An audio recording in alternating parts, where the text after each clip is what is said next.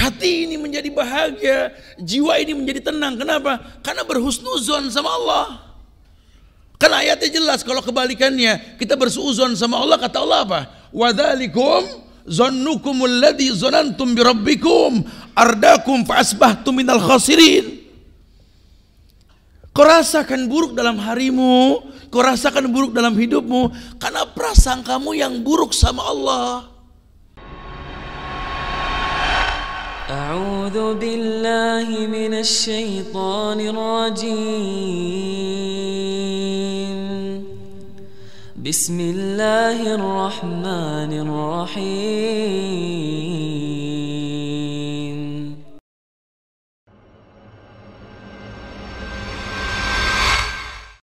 أعوذ بالله من الشيطان الرجيم بسم الله الرحمن الرحيم Assalamualaikum warahmatullahi wabarakatuh. Alhamdulillah hamdan katsiran thayyiban mubarakan fi kama yuhibbu rabbuna wa yarda. Asyhadu an la ilaha illallah wahdahu la syarika lah wa asyhadu anna Muhammadan abduhu wa rasuluh. Ya ayyuhalladzina amanu taqullaha haqqa tuqatih ولا تموتن إلا وأنتم مسلمون يا أيها الناس اتقوا ربكم الذي خلقكم من نفس واحدة وخلق منها زوجها وبث منكم رجالا كثيرا ونساء واتقوا الله الذي تساءلون به والأرحام إن الله كان عليكم رقيبا يا أيها الذين آمنوا اتقوا الله وقولوا قولا سديدا يصلح لكم أعمالكم ويغفر لكم ذنوبكم ومن يطع الله ورسوله فقد فاز فوزا عظيما وأما بعد فإن أصدق الحديث كتاب الله وخير الهدى هدى محمد صلى الله عليه وسلم وشر الأمور محدثاتها وكل محدثات بدعة wa kullu bid'atin dhalalah wa kullu dhalalatin finnar. Ma'asyiral muslimin wal muslimat, sidang majelis yang semoga Allah muliakan dunia dan akhirat. Alhamdulillah kita bersyukur kepada Allah dan selalu kita bersyukur kepadanya karena Allah telah berikan kemudahan buat kita untuk bisa berada di atas fitrah umat Muhammad sallallahu alaihi wasallam. Lalu acap kali didoakan Rasulullah sallallahu alaihi wasallam setiap pagi selama kita berada di atasnya. Allahumma barik li ummati fi bukuriha. Ya Allah, berikan berkah pada umatku di pagi hari. Cuma mungkin umat kan terbagi dua. Ummatud da'wah wa ummatul ijabah. Ummatud da'wah, umat yang sudah sampai dakwah cuma belum respon. Wa ummatul ijabah, umat yang sampai dakwah dan merespon. Entah kita di bagian yang mana. Atau mungkin kita merespon tapi dengan cara-cara yang salah. Karena kalau tidak nanti ujungnya jadi khawarij kita. Khawarij itu sejalan-jalannya kilabun nar kata Rasul. Sampai efek buruk dari Abdul Wahab bin Abdurrahman Rustum abad kedua Hijriyah di Afrika Utara, itu imbasnya sampai sekarang. Orang dibilang Wahabi, betul? Padahal sekarang yang dikaji rujukan kitab Syekh Muhammad bin Abdul Wahab At-Tamimi, Syekh Muhammad At-Tamimi. Ya, tapi orang menganggapnya karena ada kesamaan rujukan, ya sudah dipukul rata. Sebenarnya musuh-musuh Islam yang pengen seperti itu, merubah yang namanya sunnah jadi ekstremis. Kalau dulu zaman Belanda namanya ekstremis. Ya, kita punya ulama-ulama hebat yang mendakwahkan Islam, memperkuat mental orang Indonesia, dibilangnya ekstrim dulu. Nah, kemarinya juga sama, bahkan lebih fatal, ekstrim plus Wahabi. Kajian yuk di Blok M Square, Ustadznya mana? Nih lihat tuh. Jenggot Wahabi nih. Apa hubungannya jenggot sama Wahabi? Pasti yang datang nanti perempuan kerudung panjang, ada yang pakai cadar kan. Bini-bininya Wahabi. Nyambungnya di mana coba kalau secara ilmiah? Bahwa orang pakai jenggot kan memang perintah Rasul, betul? Waqsus sawarib waqful liha. Tipiskan kumisku, panjangkan janggutmu. Rasul. Apa urusan sama si Wahab? Enggak ada. Perempuan pakai kerudung panjang pun sama kan Al-Ahzab 59. An-Nur ayat 31. Bukan Nabi Muhammad yang nyuruh, Allah yang nyuruh. Ini difitnah, sunnah difitnah. Kita nggak usah takut. Ya, la yadurrukum man dhalla idza tadaitum. Tidak yang membahayakan kalian kalau Allah sudah ridha. Makanya mencari ridha Allah ini penting. Gimana caranya, Ustaz? Salah satunya beriman dengan takdir yang baik. Ya, jadi kitanya yang harus tahu bahwa di atas dunia ini nggak ada yang kebetulan. Tidak ada. Tidak ada yang namanya takdir ini kebetulan, tidak ada. Kenapa? Karena memang semua Allah telah atur. Allah telah atur. Artinya semua telah Allah jadikan sebuah sabab bahwa Allah tabaraka wa ta'ala, Allah jalla wa ala menginginkan kemuliaan dalam kehidupan. Sampai orang merasakan bahwa setiap kebaikan itu akan berbuah kebaikan. Ya, hal jazaul ihsan ilal ihsan. Bukankah balasan kebaikan datang dengan cara yang baik? Artinya tidak ada kebetulan dalam hidup ini, tidak ada, karena Allah telah atur semuanya agar manusia paham. Allah mau manusia ini berilmu bahwa dalam kehidupan ini Allah janjikan kemuliaan yang banyak. Kalau memang tidak ada yang kebetulan dalam hidup ini, berarti kita bicara takdir, Ustaz. Iya. Ya, Allah betul-betul menginginkan manusia ini berilmu bahwa pada setiap kemuliaan yang dijanjikan ini, Allah telah katakan dalam hadis qudsi, innallaha qaddara maqadiral khalaiq qabla yahluqas samawati wal ard bi khamsina alfasana. Allah telah berikan takdir, tentukan takdir sebelum Allah ciptakan langit dan bumi, dan masyhur sering dibahas ini. Supaya manusia tahu bahwa setiap takdir yang telah Allah tentukan ini pada hakikatnya kemuliaan yang dijanjikan. Karena Allahu khaliqu kulla syai' wa huwa ala kulli syai'in wakil. Allah yang mencipta, pasti Allah yang mencukupi. Bahkan dalam sebuah riwayat bahwa hadis qudsi Allah mengatakan, ana inda zanni abdi. Aku ini menurut prasangka hambaku, kata Allah. Ana inda zanni abdi, aku menurut prasangka hambaku. Kalau hambaku pikir aku ini kejam, ana syadidul iqab. Tapi kalau hambaku pikir aku baik, ana rahman, ana rahim, kata Allah. Makanya ulama menekankan sekali, orang kalau mau mendalami agama, merasakan nikmatnya berhukum di atas Islam, kenali 3 perkara: Allah, Nabi Muhammad, dan Islam yang di bawah. Kul katakan ya Muhammad, kul in kuntum tuhibbunallah fattabi'uni. Katakan ya Muhammad, nanti kalau banyak orang mengatasnamakan cinta kepadaku, katakan tidak ada cinta yang dibuat-buat. Cinta hanya mencontoh diriku. Katakan begitu Muhammad. Sampai orang mengerti bahwa Nabi Muhammad itu bukan cuma sekedar gugur kewajiban sholat dia lakukan, bukan. Tapi memang cinta sholat. Cintanya Nabi Muhammad itu sejati. Sampai di akhirat nanti, bahkan ketika umatnya menyeberangi Siratal Mustaqim, dia berkata, ya Allah salimhu, ya Allah selamatkan. Total cintanya itu. Kita mah udah masing-masing di sono. Udah ngelihat mantan juga. Di sini aja mau kemana-mana berdua mulu. Di akhirat mah Masya Allah masing-masing. Tapi kalau Muhammad tuh total cintanya. Yang dia tanya bagaimana syafaatku kepada umatku. Dia masuk surga, dia tanya dulu umatku gimana. Masalah surga masalah gampang. Buat apa masuk surga seperti seorang nabi yang gak punya umat. Terus jadinya Muhammad tuh. Makanya kalau kita pengen belajar cinta, ya cinta Muhammad. Oh, pakar cinta beliau. Aisyah bininya tinggal di gubuk. Rumah Rasul kan gubuk ukuran 4x6, kecil banget. Sekarang kuburan beliau tuh nggak gede.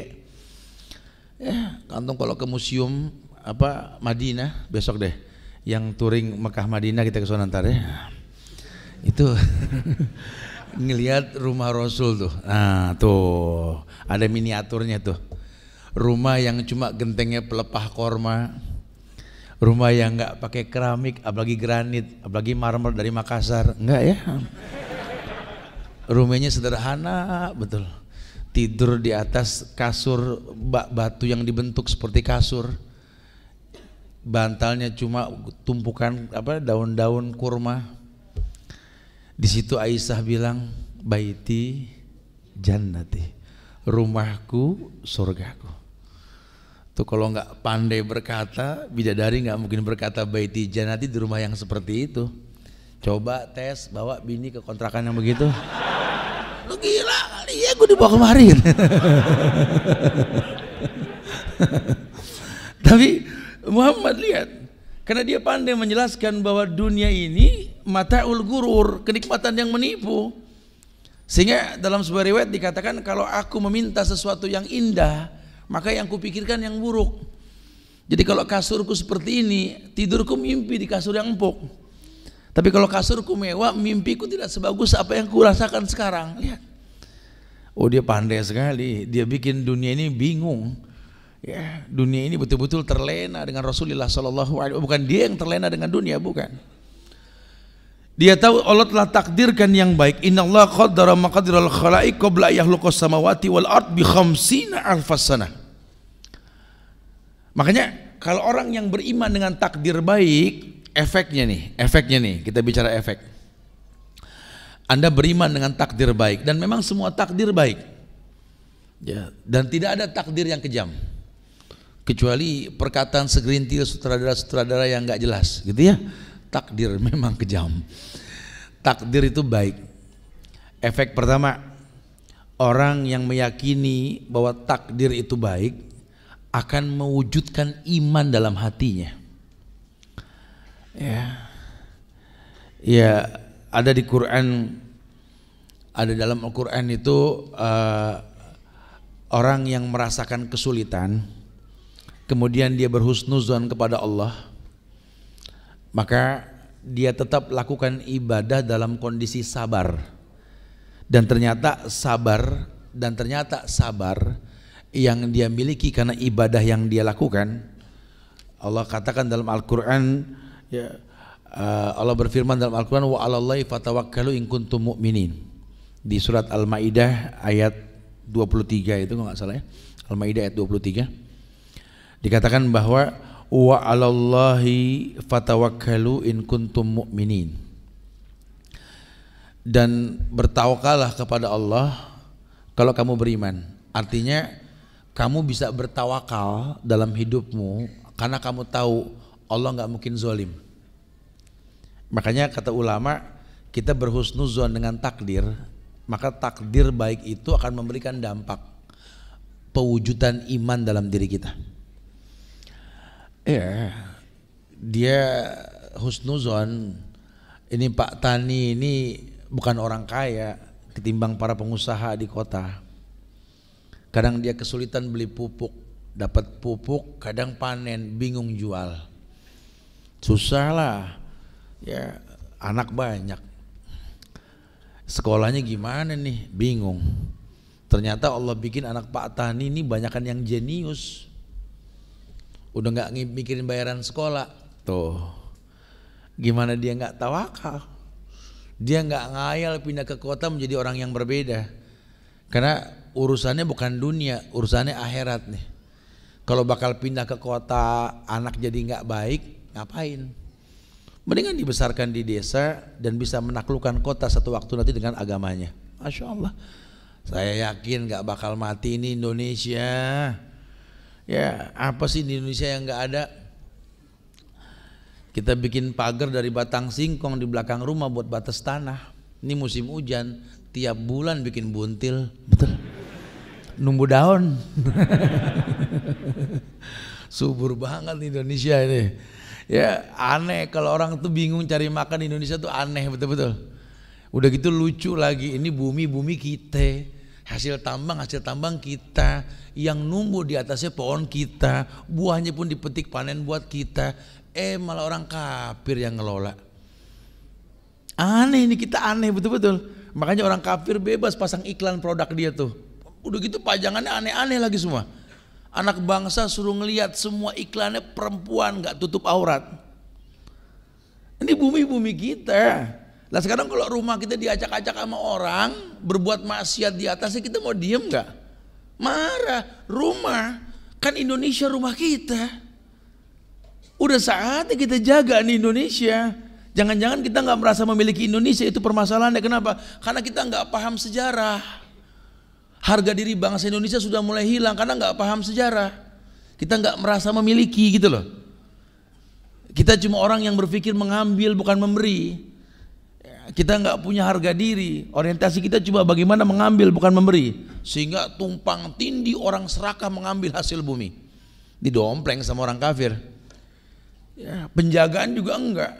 Aneh, saya sih nggak habis pikir kalau ada anak bangsa tuh buang sampah ke sungai, wallahi nggak habis pikir saya. Ini orang kalau dibilang nggak sekolah ya dia sekolah. Buang sampah ke sungai, ya kan simple Tat. Jadi kan udah hilang begitu aja. Hilang no mandek di sono, hilang dari mana? Ente aman di sini. Kampung sono banjir. Hujan ini, coba mulai berpikir panjang. Dari mobil lempar gelas air mineral, botol.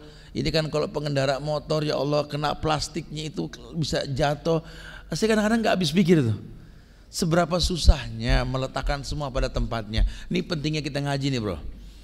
Dengan ngaji kita tahu ternyata membuang sampah pada tempatnya itu pahala. Itu bagian dari iman karena menyingkirkan bahaya. Ya, satu duri yang beresiko kita ambil, kita lempar, itu semua adalah iman. Ilmu menambah dalam diri kita merespon kekurangan. Karena kalau kita diam melihat kekurangan, setan bisu. Ya, negeri ini penuh dengan kekurangan, jangan kurangi cinta kita, jangan malah berkhilaf, malah tumpang tindih, jangan. Hujatan, cacian makin diantara kita sudah hilangkan, sudah. Permasalahan para ustadz, para ulama bukan masalah kita, sudah. Tugas kita cuma belajar. Kenapa? Harga diri seseorang itu karena belajar. Jangankan satu kota, satu negeri yang banyak pelajarnya, wallahi rumah tangga yang kecil, kalau suami istri rajin belajar, diturunkan derajat oleh Allah. Yarfa'illahu alladhina amanu minkum walladhina utul ilma darajat. Kayaknya setelah saya hijrah Tat dengan istri, kayaknya banyak banget yang mencibir saya deh Tat. Perasaan ente doang. Enggak, makanya belajar yang bener. Anda sih ketika sudah hijrah jadi kaku. Agama kan gak bikin kaku, agama kan asik. Penghuni surga itu kan qoribin hayyin sahlin. Ya, gampang akrab, lembut, mudah, ya, open sama orang. Harusnya begitu, jadi orang seneng. Ini enggak, pas Anda hijrah pagar tinggi, pakai Faber lagi. Orang apa ini, rumah ada orangnya enggak sih? Kalau dibilang ada enggak keluar, dibilang enggak ada malam terang gitu ya. Kitanya malah enggak mau bergaul, kitanya yang salah. Agama enggak begitu. Ya, kita tahu sistem pemerintahan negeri kita mungkin gak islami, tapi kan orang yang di dalamnya kan orang Islam. Coba kita mulai berdialog, bersahabat, kenal bagaimana mendakwahkan. Nyari pemimpin juga yang sempurna gak ada. Di mana pemimpin yang sempurna? Hatta raja di negeri Islam pun gak sempurna. Yang kemarin gitu kan ketika Raja Salman datang ke Indonesia, wah rame. Lihatlah raja yang dialu-alukan keagamaannya, salaman dengan yang bukan mahram. Ya raja. Kalau ulama begitu kita ngomel kan gitu. Ya raja. Ya raja manusia yang mungkin agamanya nggak sebagus ulama, tapi yang penting kita punya pemimpin yang mau dengar perkataan ulama, itu yang paling penting. Sekarang alhamdulillah nih, calon-calon wali kota mau dialog sama para ustadz, ya mendengar keagamaan seperti apa. Alhamdulillah, alhamdulillah kulihal. Nah, kita sudah punya gubernur Jakarta nih. Mudah-mudahan betul-betul mengangkat pribumi, jangan cuma berteori saja. Tapi kalau nanti kita temukan kesalahan, doakan. Hilangkan kebiasaan mencaci, maki, menghujat, hilangkan kebiasaan tersebut. Kalau memang pada hobi turun ke jalan, bahasanya bukan demonstrasi, nasihat untuk ulil amri. Yang turun pun gak sembarangan orang yang berilmu, datengin gubernur. 10 kiai ya bersama ustadz datang. Assalamualaikum Pak Gubernur. Ya dia suruh duduk tengah-tengah, kita kelilingin gitu. Kalau nggak lupa nawarin kopi gitu. Jadi nasihat untuk ulil amri, bukan mencaci maki. Karena nggak ada mencaci maki orang Islam dari pinggir jalan tuh fasik, membunuhnya kafir. Nggak main-main. Yuk kita jaga negeri kita, jaga kekompakan. Ya, orang-orang yang pengen merusak makin jelas nanti, makin tampak lah kalau sudah begitu. Ya, kelihatan fitnah-fitnah mengatasnamakan sunnah dengan wahabi ekstrim, itu sudah ulah orang-orang yang dikatakan PKI dan Rafidhi. Ya, orang-orang yang benci dengan sunnah. Kita nggak pengen seperti itu. Mewujudkan iman, berhusnuzon dengan takdir baik, atau kita betul-betul mempercayai takdir baik ini, dan semua takdir memang baik. Ya, walaupun memang ada takdir yang buruk, artinya Allah telah tentukan sebuah keburukan, tapi bukan berarti buruk selamanya. Saya pernah punya masa lalu yang buruk, Ustaz. Kayaknya ya Allah nggak adil banget. Astagfirullahaladzim. Ya antum enak, Ustaz, lahir dari keluarga yang Islami, ya, orang tua baik, agamanya bagus. Kalau saya kan, Ustaz, ya Allah Ustaz, untung saya ketemu sama orang, Ustaz. Dulu saya udah dibuang di kantong plastik, Ustaz. Tuh, ya kan ditemuin, namanya Allah sayang sama situ, betul? Coba kok digondol kucing, ya. Digedein sama kucing, ya nggak bisa ngomong, meong-meong doang ya. Berawal dari syukur nikmat, ya, yang kecil disyukurin. Tapi kan alhamdulillah Allah memang punya misi dalam hidup kamu, bahwa kamu ditentukan seperti ini bukan main-main. Kadang orang tua bermanfaat buat anak, kadang anak lah yang bermanfaat buat orang tuanya. Antum punya PR, ya, dan itu nggak main-main. Jadilah ulil albab, jadilah wasilah. Lihatlah cara Nabi menikah. Beliau menikah dengan perempuan yang bernama Khadijah yang punya anak buah banyak, perekonomiannya bagus. Lihatlah beliau menikah dengan Saudah, orang Khaybar, ya, di Sumur Nuha itu, ya, rame sekarang itu tempat. Besok kita kesana juga, nanti kita berkunjung ke Khaybar, tempat Saudah dilamar oleh Rasulullah SAW. Kemudian beliau menikah dengan anak sahabatnya Aisyah, sampai beliau menikah dengan anak angkatnya sendiri, mantan istri anak angkatnya, ya. Beliau juga menikah dengan Yahudi yang bernama Maryam Kipti. Itu semua dalam rangka wasilah, mempertontonkan bahwa Islam ini fleksibel. Kan kita suruh lihat 4 hal, Tat. Lihat hartanya, lihat cantiknya, nasabnya, agamanya. Kan agama disebut, kalau 3 enggak ada agama yang dilihat. Kesian, mungkin dia enggak punya takdir yang baik, hasil dari masa lalu yang buruk, tapi kan dia dimuliakan sama Allah, ngerti agama. Sahih? Kecuali kalau memang dia tidak taubat. Siapa yang bisa milih takdir? Antum berpikir panjang bahwa antum lelaki menikah punya misi.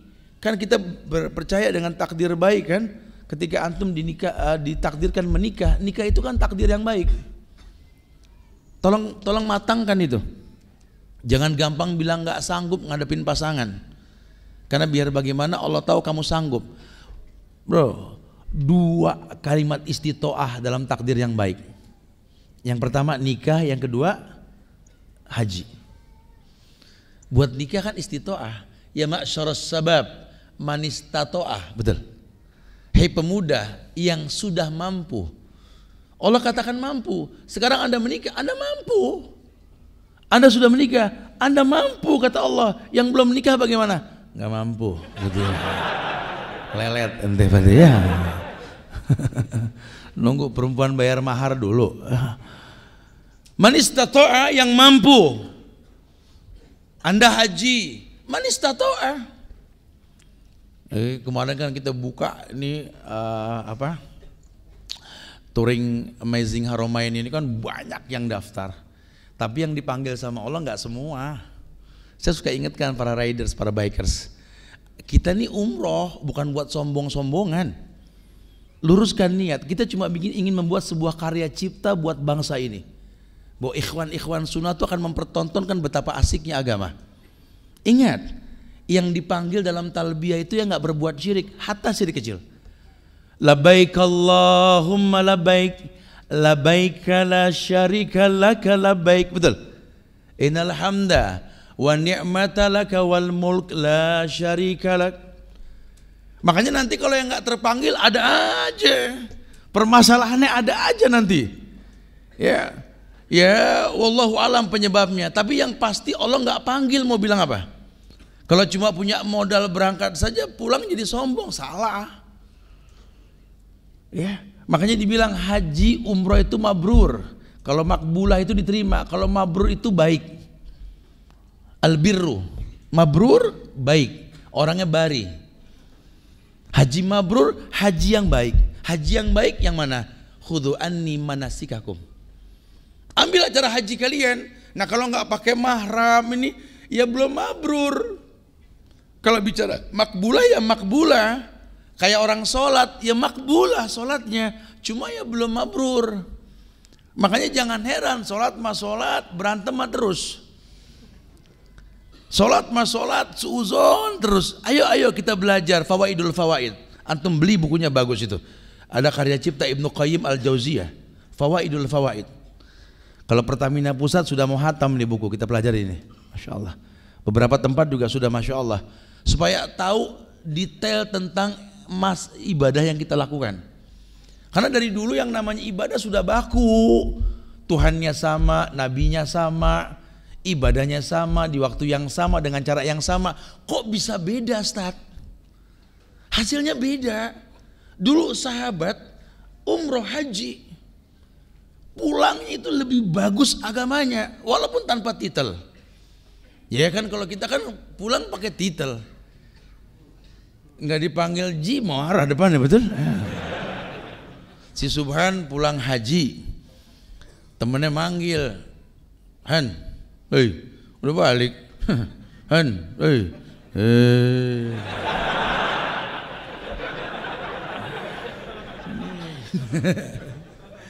Ji Subhan, Jiji. Itu kan pakai titel. Dulu nggak ada sahabat Nabi pakai titel, nggak ada. Abu Bakar, Umar, Utsman haji umrah, nggak ada satu atsar pun mengatakan. Dan ketika sahabat mendatangi rumah Haji Abu Bakar bersama Haji Umar dan Haji Utsman gitu ya, nggak ada. Karena memang nggak perlu, ya walaupun dipanggil Ji sedep ya. Kan orang Betawi mah sedep-sedepnya aja, ambil asiknya aja bro, jangan kaku ya. Dipanggil Haji ya nengok, enggak ya jangan marah, asik aja. Karena memang bukan begitu. Iya, efeknya lihat efeknya, kok bisa beda Ustaz? Kan Ka'bahnya sama. Tuh Ka'bah nggak geser dari zaman siapa Abdullah bin Zubair, karena kan pertentangan bentuk Ka'bah kan Abdullah bin Zubair. Beliau orang yang mengembalikan bentuk Ka'bah. Jadi panjang, segi panjang. Dulu Hijri Ismail masuk Ka'bah tuh. Cuma ketika beliau dibunuh oleh Al-Hajjaj As-Saqafi, Al-Hajjaj As-Saqafi inilah orang yang merubah lagi bentuknya, dibuka lagi tuh Hijri Ismail. Tuh. Pendapat ulama sekarang ya sudah, ini bukan masalah bentuk panjang atau pendek, kubus atau segi panjang, bukan, tapi itu kiblat. Di mana kita ibadah menghadap kiblat, bukan meminta kepada Ka'bah. Bukankah perkataan Umar seperti itu? Kamu cuma batu kepada Hajar Aswad. Kalau bukan karena Rasul menciummu, menyentuhmu, atau berisyarat padamu, maka tak akan kulakukan. Masya Allah. Karena itu tempat ibadah. Loh kok bisa Tat ya? Iya.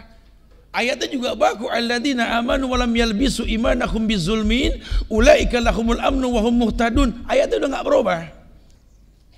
Orang yang beriman, sholat, zakat, puasa, haji, tawaf, nikah, cerai, semuanya orang yang beriman. Walam yalbisu imanahum bizulmin, tidak dia kolaborasikan iman dengan kezaliman. Dengan zalim umum, yang pertama syirik, durhaka dan seterusnya, ambil dosa kecil. Jangan talbis ya, maksud jangan talbis, jangan bercampur dengan yang haram. Ulaika lahumul amnu wa hum muhtadun, Allah kasih dia tenang jiwanya. Wa hum muhtadun, dan dapat hidayah. Insyaallah.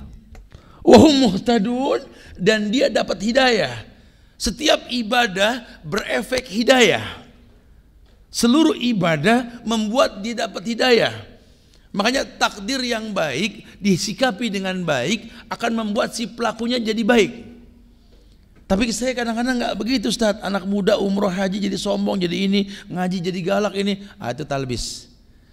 Talbisnya macam-macam tuh. Yang paling sering sekarang yang terjadi kata Nabi, ya udah dikabarkan di akhir zaman nanti, tabayatum bil inah.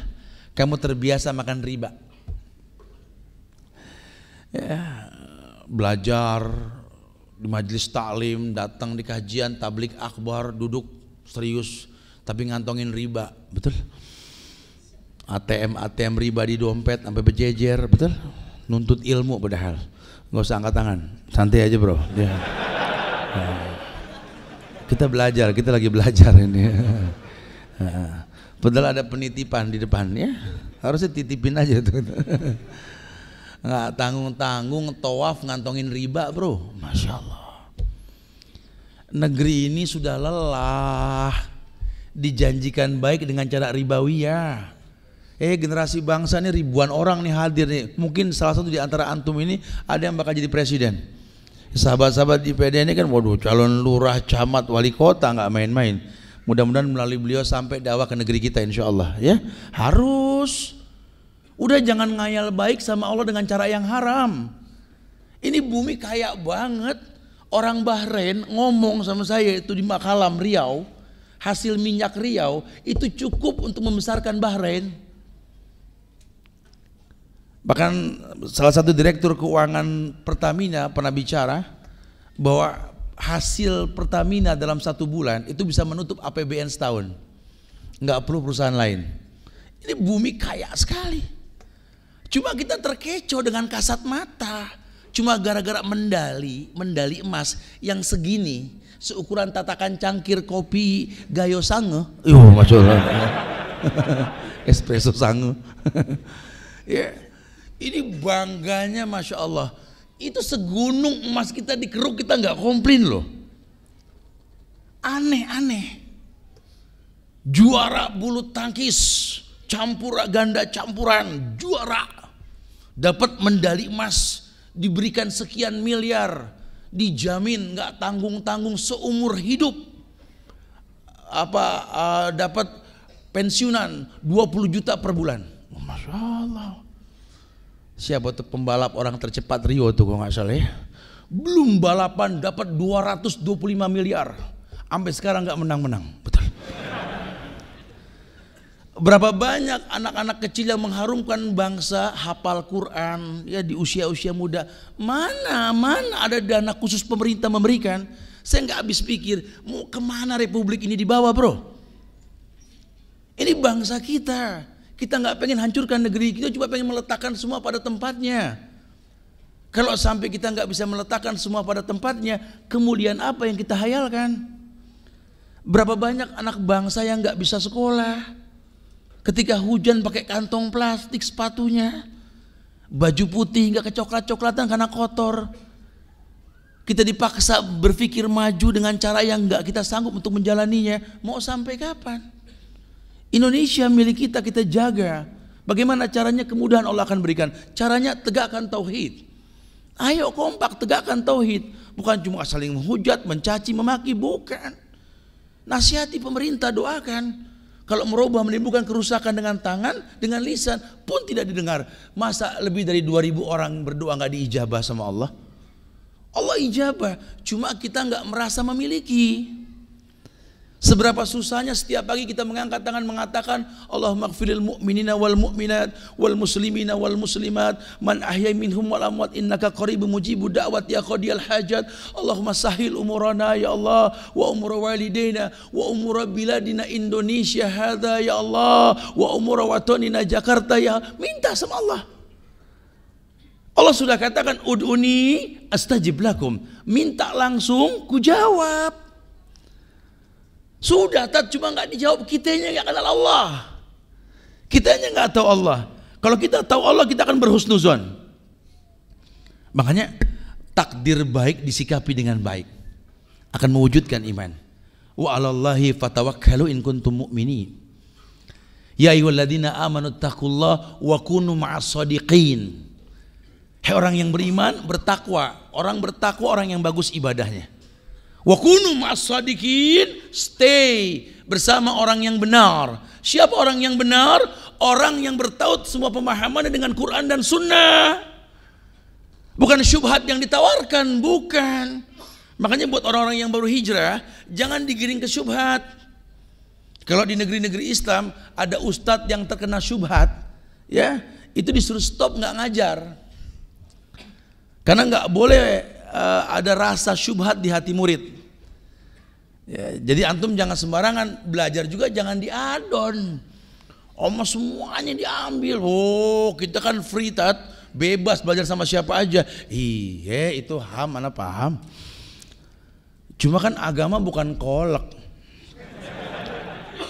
Pacar Cina, pisang, biji salak, singkong, dipakein santan sama gula Jawa, betul ya? Panas-panas makannya. Buat puasa, iya enak bulan puasa. Apalagi makannya sebelum maghrib. Masya Allah gitu ya. Anda bilang enak ya, nggak bilang dosa.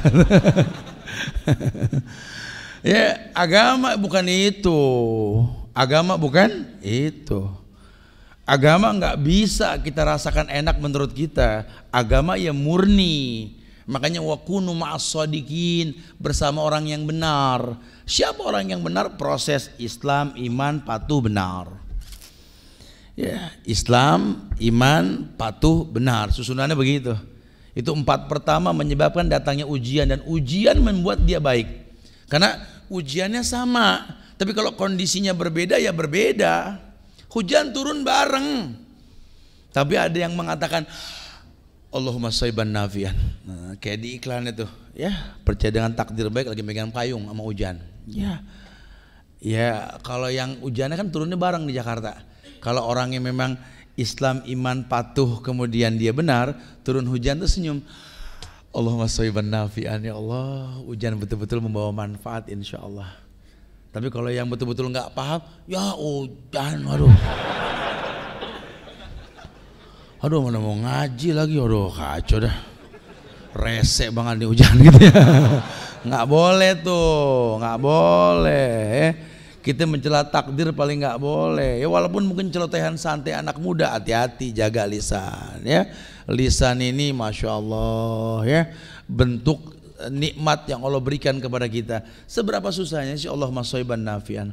Ya Allah, hujan ini bawa nikmat ya Allah, bawa manfaat ya Allah. Liyutahhirakum bi, hujan mensucikan kita ya Allah. Liyudhiba ankum rijza syaitan. Orang yang emosian, gampang marah, ya jangan takut sama hujan. Anak-anak motor yang suka ngegas aja, emosi aja hawanya, dikit-dikit dilewatin marah-marah. Kalau hujan jangan neduh, terabas coba. Insya Allah kalau udah lepek lemes ya Allah. Bikers takut sama hujan, gimana ya? Yang kedua, ya efek kita bersyukur dengan takdir yang baik. yakni Allah berikan kepada kita adanya ketenangan jiwa dan kebahagiaan hati, ya. Artinya betul-betul memang adanya ketenangan jiwa dan kebahagiaan hati. Di surat An-Naml ayat 79 Allah berfirman, "Fatawakkal 'alallah innaka 'alal haqqil mubin." Ya, orang kalau sudah beriman dengan takdir baik, dia punya alasan. Alasannya ayat ini. Ya, fatawakkal 'alallah innaka 'alal haqqil mubin. Allah perintahkan, sebab itu bertawakallah kamu kepada Allah, karena sesungguhnya kamu berada di atas kebenaran yang nyata. Jadi optimismenya timbul. Ya kayak guru-guru antum dulu itu tonton 2004, 2005 awal-awalnya rame kajian sunnah itu. Kita diuji banget, masuk ke instansi kemana nih jenggot jadi masalah, betul-betul masalah ya. Cuman nggak ada masalah buat masalah ke orang gitu loh, kan memang perintah. Terus aja lama-lama yang larang malah nanya, obatnya apa tat? Begitu dia bilang. Tahu apa wa ali oncom wa apa, saya bilang saya lupa dulu. Saya nggak paham, pokoknya udah deh. Ya karena yakin. Ya saya kalau masuk ke sebuah lingkungan masyarakat yang jujur, notabene masih berbuat hal-hal yang melenceng dari sunnah, saya nggak khawatir karena saya yakin kita benar. paling dihujat, paling dicibir, orang heran, itu mah biasa. Cuma jangan pertontonkan, karena kan kita datang karena Allah, pulang pun karena Allah. Enteng jadinya gitu ya. Nah saya cuma bilang, Ustadz, antum bisa kajian nggak di tempat ana Ustadz? Ya kalau masalah kajian sih lihat kondisinya dulu. Ya kalau bisa sih begini Ustadz, di tempat ana nih Ustadz, Masya Allah Ustadz, ahlun nar Ustadz. Masya Allah, galak bener lo, nggak diterima lo kampung. Pasti nggak punya KTP ya, dipersulit. Iya Tat, tolong dah saya, emang Masya Allah Tat, masyarakat kita ini sama sunnah kok a priori banget Tat. Saya nggak habis pikir kalau dia nggak suka sama sunnah, mungkin dia nggak paham itu sunnah, masalahnya di situ. Karena di negeri kita yang namanya orang Islam, kalau sunnah betul-betul sunnah, pasti dia percaya. Nah, kok sampai nggak suka pasti ada masalah, ternyata kitanya nggak pandai bicara. Ya, tapi dia galak-galak Tat, benci sama sunnah gini, ya sudah. Saya pengen kalau bisa kajiannya siang susah deh, mendingan pada maghrib atau pada isya baru kita kajian habis sholat tuh. Ya setelah kajian nggak ada masalah loh, nggak ada yang ngomel. Loh kok bisa Tat? Ya kan sama yang disampaikan. Bukan ustadznya pinter, bukan Allah mudahkan. Saya sengaja, kenapa kalau kajian habis maghrib habis isya di tempat-tempat yang masih anti sunnah? Karena dia anti sunnah itu kan godaan setan. Dengan kita jadi imam baca panjangan kan kita ngeruqyah, betul? Habis kajian kita ngomong. Ente nggak yakin sih sama teknik, cuma dipusingkan. Tapi kan meruqyah dan minta diruqyah itu kan tidak masuk kategori orang yang masuk surga tidak tanpa hisab Tat. Masya Allah. Iya, antumnya nggak dalam masalah kayak beginian. Itu buat orang yang ketergantungan dengan ruqyah. Yang tadinya berani sama siapa aja nggak takut, pas udah masuk hijrah, udah belajar agama, jadi lemes. Tinggal minta diruqyah mulu. Mendingan dia yang dulu Tat keker, pas ngaji letoy, kata gitu dia bilang. Nah, itu nggak boleh tuh. Kita tiap hari ke dokter karena was-was aja nggak boleh. Jangan ketergantungan dengan obat. Jangan takut dengan penyakit. La adwa kata Rasul. Nabi ngomong gitu nggak main-main. La adwa. Tidak ada penyakit yang menular. Di debat, Anda pilek gara-gara dia. Tapi kan yang lain enggak, cuma ente doang. Kalau seandainya pilek nularin, semua kena, kan enggak. Andanya lagi drop, itu permasalahannya. Berarti yang menularkan siapa? Allah. Jangan suka ngedebat hadis. Konsekuensi hidup, Anda beriman, Anda laki, Anda perempuan. Wa ma kana lil mu'minin wala mu'minatin idza qadallahu wa rasulahu amran ayakuna lahumul khiyaratu min amrihim. Tidak ada pilihan lain. Ini Allah Rasul telah katakan, sikapi dengan ilmu, ilmiah. Oh iya ya, sami'na wa ata'na. Harusnya begitu. Jangan gampang goncang. Ya, terus jangan pulang pergi, jangan buka tutup. Buka tutup kajian sore ntar ya, buka tutup. Di gudang peluru tuh di Az-Zahra. Kita kaji lagi nanti, judulnya buka tutup. Lagi dicor jalan buka tutup. Imannya buka tutup ya, penyebabnya harus kita bahas tuh. Fatawakkal 'ala Allah innaka 'alal haqqil mubin.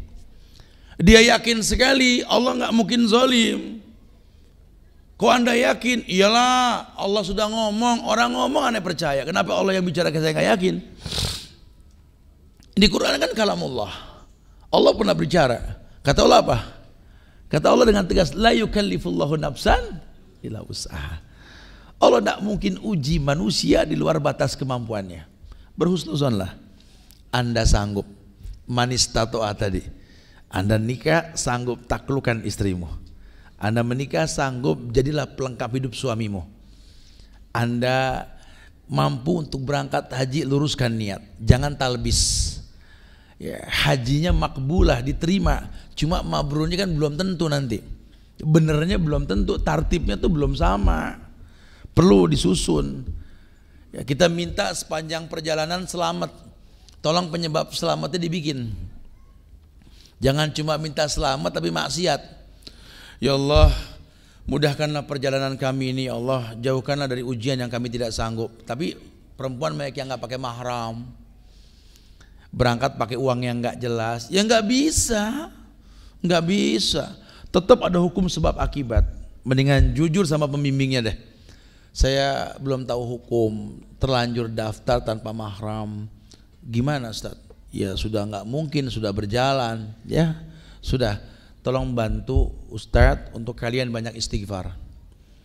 Kayak orang datang ke Rasul, ya Rasulullah, izinkan aku untuk selalu menemanimu dimanapun kau berada di akhirat nanti. Kata Rasul, baik, tapi tolong bantu aku dengan memperbagus sholat. Dibikin sebabnya gitu ya. Kita berdoa semoga Jakarta ini di bawah pimpinan Gubernur Muslim Pak Anies Baswedan dan Pak Sandiaga Uno ini, Allah berikan kemuliaan buat kota ini menjadi baik ke depannya. Kita minta begitu kan. Tapi kita minta tolong juga sama Pak Anies, Pak Sandi, semoga Allah muliakan antum berdua. Tolong jangan paksa kami anak muda ini memandang pemandangan yang buruk sekeliling Jakarta. Iklan-iklan maksiat tolong Pak. Pengen punya anak bangsa yang baik, biarkan mata melihat yang baik, biarkan telinga mendengar yang baik. Hati kami akan baik. Kalau hati kami baik, ketika kami melihat Anda berbuat salah, kami mendoakan kalian. Tapi kalau kalian biarkan itu iklan-iklan maksiat sepanjang jalan Jakarta dan orasi-orasi maksiat masuk ke telinga kami, wallahi hati kami akan buruk. Ketika Anda berbuat salah nanti, jangan salahkan kami, kalau keluar pun yang buruk. Anda nggak usah mengeluarkan dana khusus buat menjaga keamanan kota. Insya Allah para aparat pun sudah ngaji, sudah Masya Allah. Teman-teman dari Mabes, dari Polda, Masya Allah, agamanya Masya Allah semua. Kita punya orang-orang hebat sekarang yang betul-betul dekat dengan keagamaan. Tolong Pak, mudahkan anak-anak muda untuk gampang ke masjid. Karena Tuhan kami kan sama Tuhan Anda. Allah yang mengatakan inna sholata tanha anil faksawal. Ini sholat mencegah perbuatan keji dan mungkar. Ini sholat mencegah perbuatan keji dan mungkar. Jadi jangan takut kalau sholat kami bagus, yang kami lihat bagus, yang kami dengar bagus, insya Allah hati ini akan makin bagus. Maka dengan sendirinya tidak akan ada perbuatan keji dan mungkar di masyarakat nantinya. Itu tolong digaris bawah itu, supaya kedepannya lebih baik. Dahsyat ya. Takdir baik membuat ketenangan jiwa dan kebahagiaan hati. Hati ini menjadi bahagia, jiwa ini menjadi tenang. Kenapa? Karena berhusnuzon sama Allah. Kan ayatnya jelas. Kalau kebalikannya kita bersuuzon sama Allah, kata Allah apa? Wadzalikum zannukumul ladzi zanantum birabbikum ardakum fa asbahtum minal khasirin. Kau rasakan buruk dalam harimu, kau rasakan buruk dalam hidupmu karena prasangkamu yang buruk sama Allah.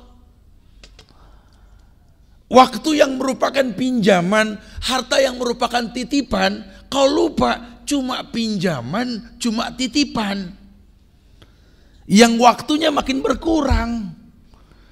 Saya bilang dari kemarin, kalau kita nyontok umur Rasul, ini si Subhan ini ya paling 3 kali pemilu lagi kalau nyampe kan gitu ya. Ya kan kesian yang udah dekat sama umur Rasul. Rasul 63, dia 62 11 bulan gitu ya. Saya bilang udah jangan mantang, udah apa aja makan dah ya, nggak usah diet udah. Sebulan lagi. Kalau dunia dia nikmatin, kenapa agama dia nggak maksimal? Maksimalin. Mau kapan lagi? Mumpung masih bisa sholat diri, nunggu duduk dulu baru husu. Mumpung masih bisa buka Quran, nunggu cuma ngedenger doang karena mata udah rabun. Jangan. Ayo pastabikul khairat. Lawang Nabi saja yang bawa Quran sebagai petunjuk, nggak pernah nggak baca Quran. Tiap Ramadan mulazamah sama Jibril, mengulang semua bacaannya. Para sahabat yang hafal Quran, bahkan Utsman bin Affan, Masya Allah, sering menghatamkan Quran ketika tahajud. Kita yang gak dijamin sorga, udah 2 minggu tak ngaji. Masya Allah. Allahu Akbar. Ini orang pikir kali masuk sorga bareng Samsung kali ya. HP mulu dibuka. Jalan HP, duduk kajian Ustadz ngomong HP lagi. Masalah negara kali yang dibaca ya. Sampai enggak semut. Astagfirullahaladzim ya, Masya Allah. Taib. Kemudian yang ketiga dikatakan bahwa Allah itu akan menjamin kalau kita berhusnuzon dengan takdir baiknya, kecukupan kepada orang-orang yang berhusnuzon dengan takdir baik. Ya karena husnuzon itu setengah dari keberhasilan sebenarnya. Anda yakin Anda mampu, Anda yakin Anda mampu. Ya, bab tawakal tuh di surat At-Talaq ayat 3, apalah semua. Kita nggak usah ayat-ayat yang susah, yang gampang-gampang aja deh. Wa may yattaqillaha yaj'al lahu makhrajan wa yarzuqhu min haitsu la yahtasib. Wa may yatawakkal 'ala Allah fa huwa hasbuh. Wa may yatawakkal 'ala Allah fa huwa hasbuh. Karena sudah berhusnuzon. Ya saya sih yakin Ustaz, kalau saya ditakdirkan itu rezeki gampang. Makanya saya yakin ma anfaqtum min syai'in fa huwa yukhlifuh. Atau ma naqasat shadaqatum min malin. Saya yakin Ustaz. Dengan ayat yang mengatakan apa yang kalian infakkan Allah yang bakal ganti. Bahkan tidak akan pernah kurang harta karena sedekah. Tuh. Hadis Nabi dia yakini anfiq unfiq alaik. Infakkan hartamu Allah infakkan kamu. Ya, saya enggak pernah takut miskin Ustaz. Masya Allah. Betul-betul dia tiru Abu Bakar As-Siddiq, As-Siddiqul Akbar. Udah, kalau untuk urusan Allah memang bertahap, ya, enggak bisa langsung. Tetap ada usaha untuk meyakinkan diri bahwa yang namanya sedekah, infak, sodako, zakat, nafkah, ini semua penyebab datangnya kebaikan. Karena ternyata yang bikin kita kaya itu bukan kerja keras. Banyak yang kerja keras sampai ngetok-ngetok batu tiap hari nggak kaya-kaya. Keras banget tuh orang kerjanya. Tapi kan ternyata yang bikin kerja keras kita betul-betul semangat dalam bekerja, wallahi ya ini sedekah. Jadi kalau miqdar Allah sudah ukur. Ya, innallaha qaddara maqadirul khalaiq. Ada takdir yang telah Allah tentukan sudah. Qad ja'alallahu likulli syai'in qadra. Allah berikan takdir dengan ukuran yang berbeda. Allah enggak zalim kalau si kecil ini makannya sedikit karena lambungnya belum besar. Tapi kan judulnya hidup. Ya kan enggak adil Ustaz kalau yang orok makan cuma setatakan beras tumbuk lagi yang halus. Si gede ini makan satu paket makanan. Kayaknya enggak adil ya. Adil lah. Lihat efeknya. Bukan lihat proses makannya. Ya Anda jangan suka bilang, ya Allah Ustaz, Allah nggak adil banget Ustaz. Saya yang banting tulang tiap hari berteman dengan kotoran, pupuk kandang, menanam, memetik, lelah Ustaz. Nilai nggak seberapa, malah si penikmat yang paling kaya. Rezeki itu bukan cuma tumbukan uang bro. Ente sehat itu nikmat. Nikmatani maghbunun fihima katsirun minan nas, kata Rasul. Ada dua nikmat yang semua orang pengen, kalau sudah dapat dilupakan. As-sihah wal faraq. Ini nikmat. Waktu sehat, waktu kosong. Kamu punya sehat, macul tiap hari, enggak kenal klinik, betul? Enggak kenal rumah sakit. Ya Allah, nikmatnya Masya Allah. Ini orang di Jakarta kaya-kaya, cuma entar-entar sakit. Penderitaannya dua. Yang pertama macet ke rumah sakit, betul ya? Yang kedua orang nengokin males, macet. Ya jadi sebenarnya penderitaan. Anda punya waktu kosong, kerja cuma macul dari waktu duha sampai siang. Enggak ada Pak Tani nanam padi sore, enggak ada. Semua di bawah jam 12. Makanya kalau di kampung-kampung musola, masjid, zohor kosong kebanyakan tuh. Mulai ramenya asar apalagi maghrib rame tuh. Lihat nikmat sekali. Masya Allah. Anda punya waktu kosong ngelihat anak-anak, perkembangan mereka, pertumbuhan mereka. Makanya anak Pak Tani banyak yang sukses. Kenapa? Berteman sama orang tuanya seharian full.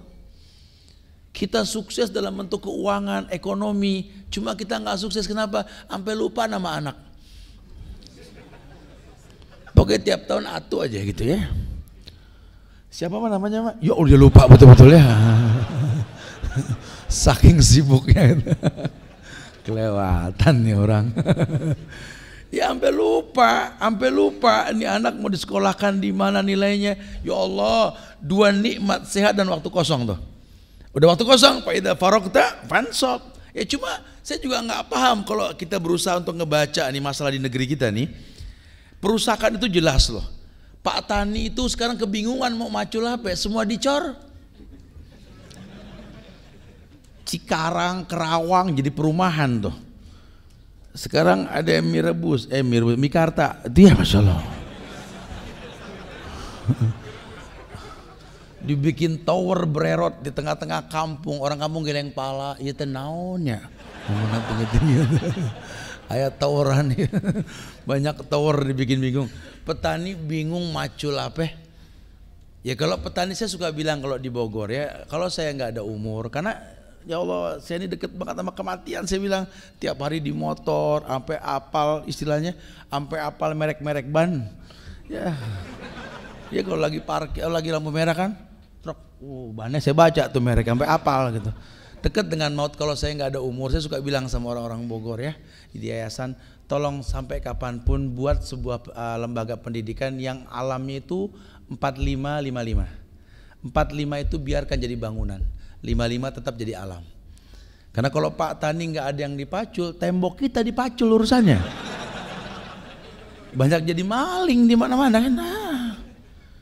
Terus tegakkan hujah bahwa cetaklah generasi para wanita-wanita ini ibunda para ulama. Kenapa? Biarkan mereka menjadi bidadari di sorga mereka. Siapapun menghayalkan rumahku sorgaku. Cetak para wanita ibunda para ulama. Ya, jadi saya katakan begitu. Kenapa? Karena kalau tidak nanti yang terjadi di Indonesia kan lapangan pekerjaan lebih gampang perempuan.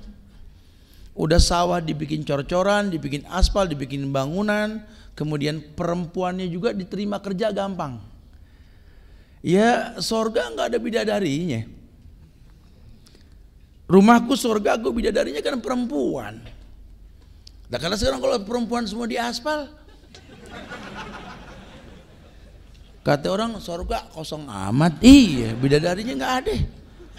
Udah nggak ada sorga lagi di negeri kita, betul? Ayo anak laki jangan nyari kerja, ciptakan pekerjaan. Jadi orang yang punya harga diri, biarin kecil kepala teri daripada gede ekor kakap. Punya harga diri kita. Jangan bergelantungan di pundak-pundak mayit. Ini orang-orang kafir cuma ngelola kita dengan cara yang haram, kenapa kita kasih? Ayo ciptakan pekerjaan. Jangan mencari pekerjaan, ciptakan, sudah saatnya. Biarkan wanita-wanita kita ini berdiam di rumah, menjadi bidadari, menjadi madrasah buat anak-anaknya. Bukan malah tawaf di mall gitu loh. Bagus dia nggak angkat tangan di satpam, bismillah Allahu Akbar, subhanallah. Lantai 1, lantai 2, lantai 3. Ayo kita minta sama Pak Gubernur, ini nggak ada lagi perempuan-perempuan dipajang ini, di pinggir-pinggir jalan dibuka auratnya. Ya Allah, Islam cinta sama perempuan, suruh tutup auratnya. Ayo ajak, insya Allah Pak Gubernur mau mendengar. Lawang baik kok. Hal-hal yang membuat rusak anak bangsa jangan diiklankan sudah. Tapi ajakan-ajakan kebaikannya. Kalau bisa, wallah, Anda legenda Pak Gubernur. Mungkin Anda nggak bisa merubah Jakarta, tapi Jakarta akan berkata pernah anak Anda di sini. Masya Allah. Ayo tegakkan, jangan takut. Mumpung ada kesempatan cuma 5 tahun loh. Kedepannya kita nggak paham apa yang terjadi, betul? Ayo, anak bangsa dukung, doakan. Doa anak bangsa akan mendapatkan kebaikan diberikan oleh Allah. Masya Allah. Ya, jadi betul-betul Allah jamin. Allah katakan wa may yatawakkal 'ala Allah fahuwa hasbuh. Allah jamin, jangan suuzon sama Allah. Jadi nanti kalau sampai mungkin kita sudah berusaha cuma nggak ada perubahan, jangan salahkan Allah. Karena Allah pengen kamu itu bukan sukses, bukan gagal, sabar atau syukur. Ada kalanya doamu didengar, ada kala doamu dialokasikan dengan yang lain oleh Allah. Ada saatnya doamu dipending karena belum saatnya diberikan. Karena kalau orang yang tahu meminta adalah sebuah kebutuhan, dia akan setting manfaat yang dia minta. Ya Allah, habli minas salihin. Ya Allah, berikanlah aku anak-anak yang saleh. Karena dia tahu kekurangan masa lalu yang dia miliki. Masa lalu hamba yang kelam, yang gelap. Ya Allah, membuat hamba tak pandai menghafal Quran, membuat hamba tak pandai beribadah dengan benar. Ya Allah, sementara kalau hamba wafat nanti, bukankah doa anak yang soleh yang masuk ke lubang kubur hamba? Ya Allah, diminta. Orang yang seperti ini Allah kasih anak yang soleh.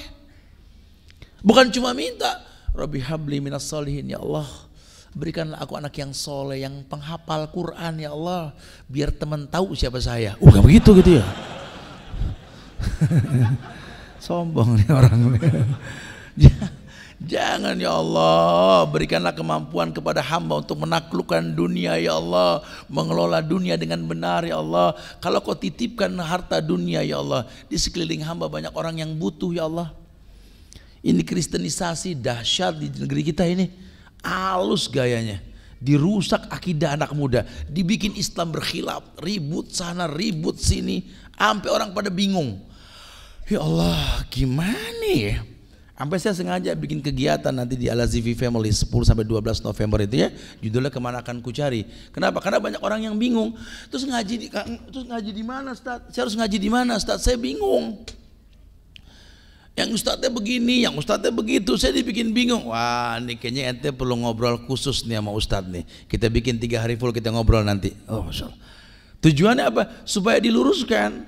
Jangan bingung. Ya bingung lah Ustaz, lawang saya orang baru hijrah. Ini Ustadz gini, ini kajian begini, pada ribut gini-gini. Wallahi akhi, orang yang berhijrah harus dibimbing. Jelaskan sama dia setelah anda hijrah belajar. Sama siapa Tat? Ya sama orang yang jelas, bukan yang syubhat. Itu yang pertama. Yang kedua, jaga makananmu, jangan yang syubhat apalagi yang haram. Nanti Allah yang bimbing kamu. Hijrah itu total. Udkhulu fisilmi kafah. Makanya dalam Islam kalau ada orang hijrah baru masuk Islam, suruh dibantu supaya dia nggak berpikir yang lain kecuali belajar. Giring dia untuk tahu bahwa kebaikan itu ada hukum sebab akibat. Karena Allah yang mengatakan wa innallaha ta'ala la yunalu ma indahu illa bita'ah. Semua yang baik yang pasti kamu minta ke Allah, tidak mungkin Allah berikan sama kamu kecuali kamu mentaati Allah. Bagaimana bisa taat sama Allah? Kenali Allah, pahami rububiyahnya, pahami asma wa sifat, pahami uluhiyahnya, tegakkan la ilaha illallah. Didik dia untuk tidak terjebak dalam syubhat, khilaf. Karena yang paling baik kalau ada sesuatu yang jelas dengan sesuatu yang syubhat, maka pilih yang jelas. Jangan beragama dengan organisasi. Jangan beragama dengan partai. Nanti kita akan lawan agama dengan ADART. Ini susah. Allah sudah berfirman, tapi menurut pimpinan kami, siapa itu orang? Pimpinan kami, Allah berfirman bro, pimpinan kami. Ya kesepakatan musyawarah partai kami, Masya Allah. Malaikat liatin dari atas, Masya Allah. Ada Tuhan baru nih. Jangan, antum belum bisa menegakkan, ya antum istighfar. Tapi kan agama sudah baku, agama sudah nggak berubah. Agama sampai kapanpun qala Allah wa qala Rasul wa qala sahabah. Udah jangan diotak-atik. Loh kita sering dengar kok al-yawma akmaltu lakum dinakum wa tamamtu alaikum ni'mati wa raditu lakumul islam ad-dina. Ini kan ayat penyempurna. Allah yang bilang agama telah sempurna, jangan dibikin-bikin. Lihat firman Allah, lihat sabda Rasul. Jangan menurut kita, jangan. Kembali kepada sesuatu yang hak. Ya, jangan menjadi hakim untuk sebuah ibadah, sebuah sunnah yang jelas ulama sepakati, jangan. Ya, kitanya juga harus tahu. Habis terkecoh Ustaz, dia pinter gini, pinter gitu. Rasul sudah bilang, ad-du'at al-abwabi jahannam. Akhir zaman nanti banyak para dai dari pintu jahannam, kata Rasul. Sahabat tanya, Hudzaifah ibn Yaman tanya, ya Rasulullah, sifhum lana. Tolong berikan ciri-cirinya ya Rasul. Nabi tegas mengatakan apa? Qaumun min jildatina wa yatakallamuna bi alsinatina. Kurang apa itu bahasa? Nanti mereka sekulit dengan kita, bingung ente. Berbicara pun pakai bahasa kita. Tapi kalau Anda paham Quran, paham hadis, ini yang diomongin bukan Quran, bukan hadis. Enggak dikecoh. Anda baca Quran di kuburan, ulama enggak ada permasalahan. Baca buat mayit yang enggak boleh, betul? Jangan timbulkan syubhat. Jelas kita boleh baca di mana saja selama enggak ada penghalang, karena adab bicaranya. Tapi kan para sahabat enggak melakukan. Jangan hembuskan fitnah di masyarakat. Lau kana khairan la sabaquna ilai. Kalau sahabat sudah melakukan, jujur itu kebaikan. Tapi kalau tidak, kembali kepada contoh mereka. Sebaik-baik umat yang pernah Allah muliakan. Kuntum khaira ummatin ukhrijat linnas. Kalian sebaik-baik umat. Siapa? Sahabat. Ukhrijat azharo. Ditampakkan beda di hadapan manusia. Kenapa? Bawa misi Rasul. Bukan setiap orang boleh khuruj keluar, bukan. Ditampakkan beda nih para sahabat. Kenapa? Bedalah mereka. Lawang mereka bawa Quran dan Sunnah yang pasti bertentangan dengan adat tradisi. Makanya penyakit godaan dakwah zaman Rasul dan sahabat tradisi. Sama dengan kita di sini. Lawang kita sampaikan yang Rasul sampaikan dibilang ajaran baru. Ya kan baruan dia. Kita kan mau yang Rasul bawa. Cuma karena nggak nyampe, ya dianggap baru. Bukan. Kita ini pengikut Imam Syafi'i, Muhammad bin Idris Asy-Syafi'i. Imam Syafi'i mengajarkan kita untuk paham. Idza shahal hadis fahuwa madhabi. Kalau ada hadis yang sahih, kita bermazhab dengan hadis tersebut. Nah sekarang kalau hadis sifatnya perintah, amr, wajib bukan? Wajib. Oh kemarin rame masalah sorban, betul? Masya Allah. Kita klarifikasi tetap aja, rame betul. Sampai kita bilang itu sunnah Rasul. Saya Muhammad Subhan bin Umar Abu Bakar Basir mengatakan itu sunnah. Jelas. Cuma ya orang terus aja sudah mau bilang apa? Ya Allah yahdi. Saya balikin tanya, kalau memang ini sunnah, ya kita sudah nggak bahas lagi. Tapi yang wajib kenapa Anda nggak pakai? Nabi perintahkan tipiskan kumis, panjangkan janggut. Hukumnya apa? Wajib. Ente nggak pakai bro. Yang wajib ditelantarkan, yang sunnah dicemooh. Ini kan muskilah. Terjadi di masyarakat kita. Lihat perusak-perusak sunnah, lihat. Makanya la yadurrukum man dhalla idza tadaitum. Enggak usah khawatir, enggak ada yang membahayakan kalau Allah sudah ridho. Ayo tegakkan. Tapi itu kan furu'iyah, ya, makanya rapikan akidah. Biar kalau bicara furu'iyah tuh ilmu dan waktu yang menyempurnakan kita insyaallah. Allah akan mudahkan kita. Masya Allah, jangan khawatir. Ya, bahkan dalam sebuah di dalam Al-Qur'an itu di surat At-Tolak ayat 5-nya, wa may yattaqillah yukaffir anhu sayyi'atihi wa yu'zim lahu ajran. Wa may yattaqillah yukaffir anhu sayyi'atihi wa yu'zim lahu ajran. Dan barang siapa yang bertakwa kepada Allah, niscaya Allah akan menutupi kesalahan-kesalahannya dan akan melipat gandakan pahala baginya. Lihat, orang yang berhusnuzon kepada takdir yang telah Allah takdirkan, Allah bikin dia jadi orang yang bertakwa karena husnuzon dalam ibadah. Dia bersabar, dia sholat, dia bersabar, dia buat kebaikan, dia isti'anah, dia minta sama Allah. Allah perintahkan wasta'inu bis sabri was shalah. Suruh minta tolong dengan sabar dan sholat. Sehingga sholat bikin dia bertakwa, umrah haji bikin dia baik, sedekah bikin dia mulia. Allah katakan wa may yattaqillah yukaffir anhu sayyi'ati wa yu'zim lahu ajran. Yukaffir anhu, Allah akan tutupi sayyi'atihi, semua kesalahan-kesalahannya, wa yu'zim lahu ajran, Allah akan perbesar balasannya. Lihat, tidak ada keburukan sama sekali. Kita berhusnuzan dengan takdir baik, dan semua takdir itu baik. Kalau kita berhusnuzan, ya, ada takdir yang buruk, ada takdir yang baik. Tapi secara umum yang namanya takdir itu baik.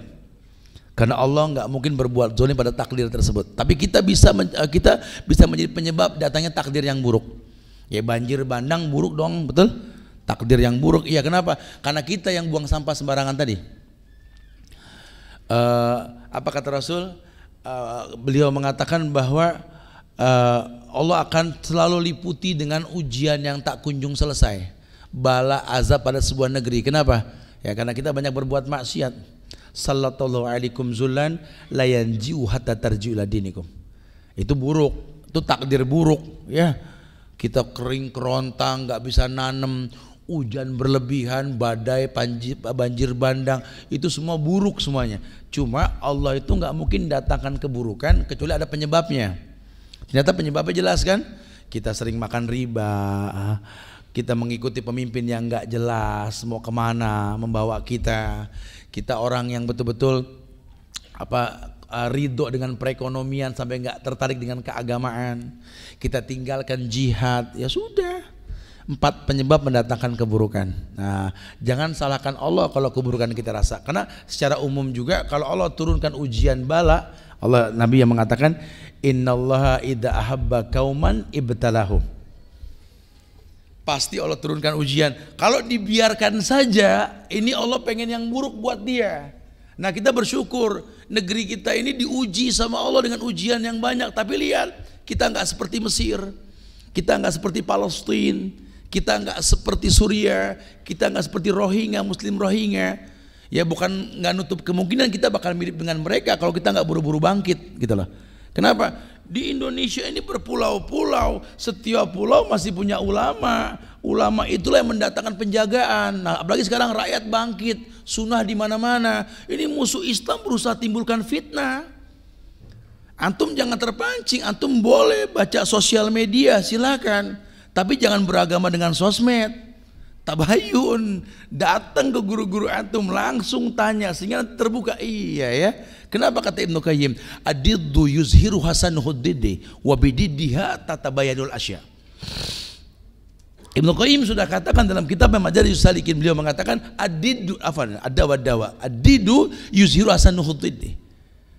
Musuh akan mempertontonkan kebenaran musuh yang dimusuhi. Karena dengan adanya permusuhan akan kelihatan siapa yang benar, siapa yang salah. Enggak usah khawatir.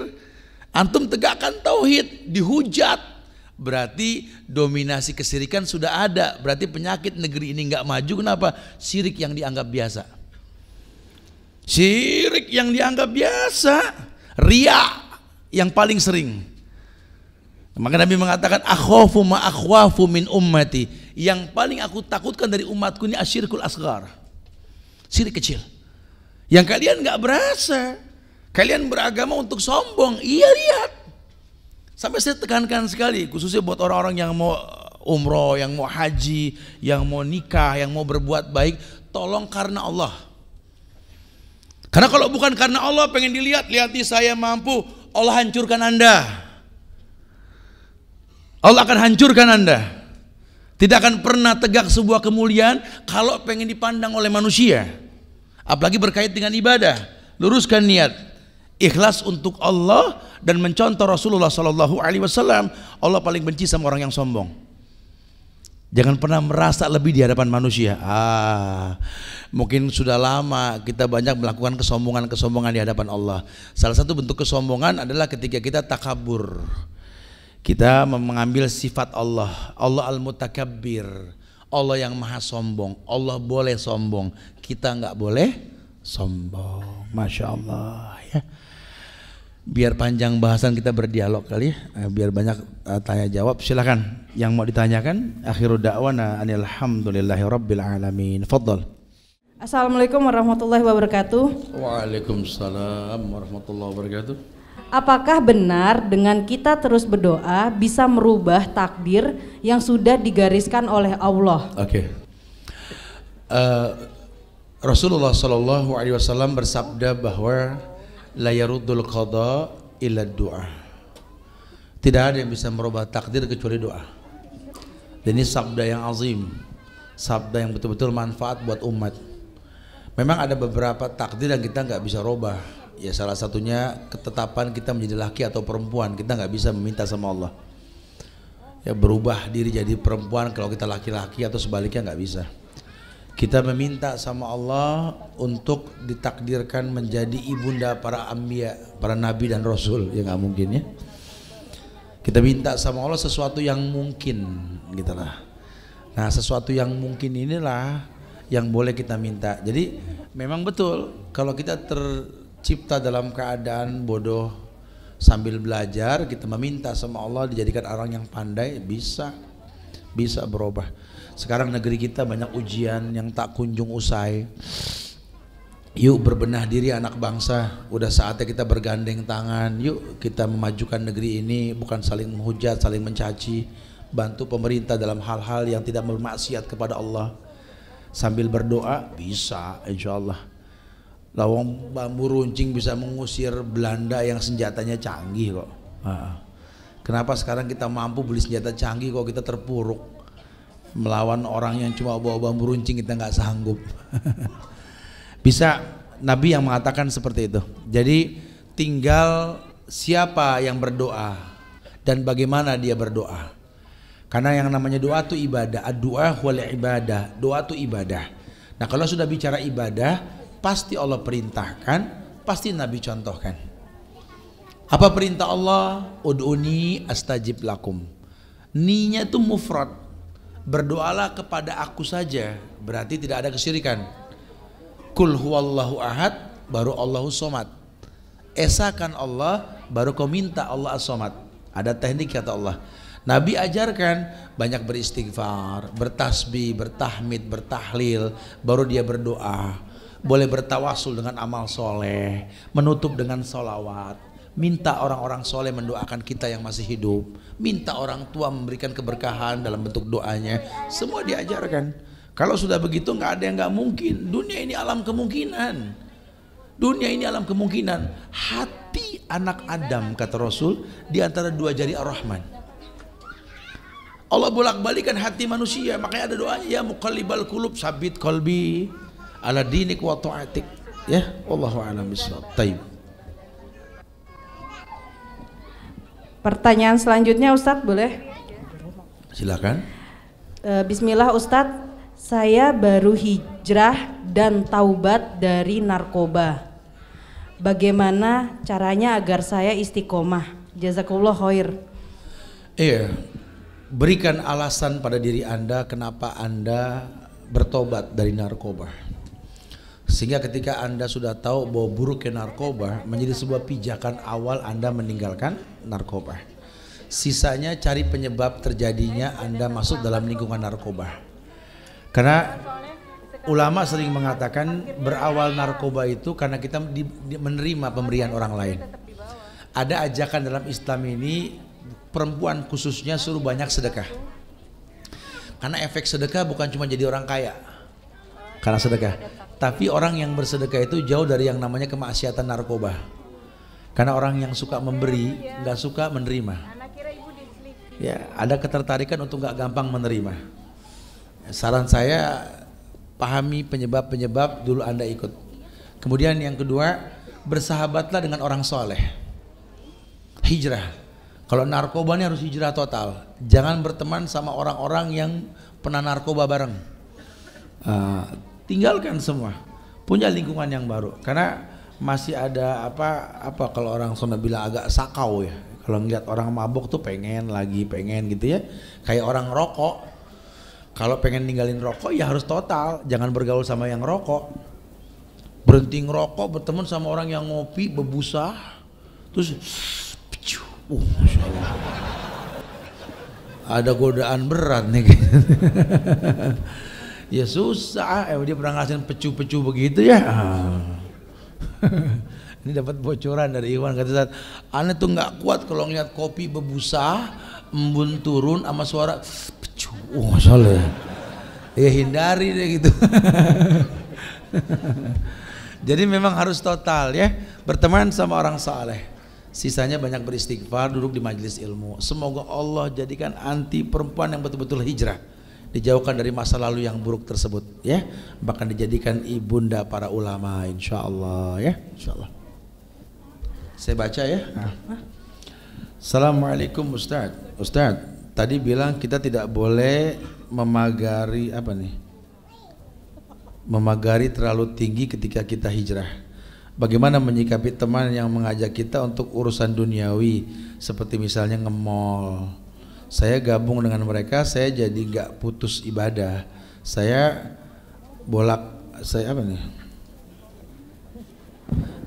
takjab apa yang sebaiknya saya lakukan? Iya, nge-mall apa sih nge-mall? Oh, mall ya. Aku kirain nge-mall baju. Ya, kenapa emang nge-mall nggak boleh? Boleh lah, tinggal tergantung nge-mall ngapain gitu loh. Kalau memang buat belanja ya ke mall. Tapi ya sebatas belanja, jangan pindah kantor gitu loh. Bahkan kemarin sengaja saya bikin kegiatan, saya nggak, demi Allah saya nggak niat ngaji di mall. Saya cuma bilang ngopi sore bareng Bang Subhan di mall gitu ya. Ada di cafe yang kita tentukan kemarin di Pondok Indah 3 itu ya, di Halal Bistro. Iya, tujuannya apa? Tuh ada ustadz tuh kalau mau ngobrol gitu ya. Jadi bukan daftar dong ngaji di mall, salah. Justru dapat bocoran mumpung ada ustadz tuh kali mau ngobrol ya. Daripada ngerumpi yang enggak atau cuma sejam sebentar waktunya santai bisa rileks gitu lah. Ya boleh-boleh aja. Sekarang di mall juga sudah banyak kok ajakan-ajakan yang baik. Atau kalau mungkin kita bilang saya nggak mau ke mall, ini handphone lebih dari mall. Betul? Lebih dari mall. Maka saya bilang dari kemarin, kadang-kadang nih kita buka handphone kayak mau masuk WC doanya. Nyalain pertama tuh kita pencet power, Allahumma inni a'udzubika minal khubsi wal khaba'is. Ya Allah, aku berlindung dari godaan setan laki, setan perempuan ini. Karena ini handphone, astagfirullahaladzim. Apa yang nggak ada, antum nggak perlu tawaf di mall, cukup nyalain handphone. Maksiat di tangan anda.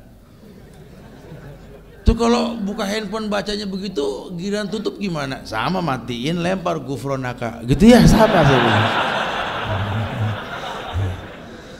Kayak keluar WC gitu. Ya, jadi kita nggak bisa menghindar. Kalau memang kita butuh ya kenapa enggak? Mudah-mudahan dengan jual beli yang betul kita betul. Kan ada doa masuk pasar, keluar pasar, boleh nggak apa-apa. Tapi temen itu memang ngajaknya untuk kepentingan.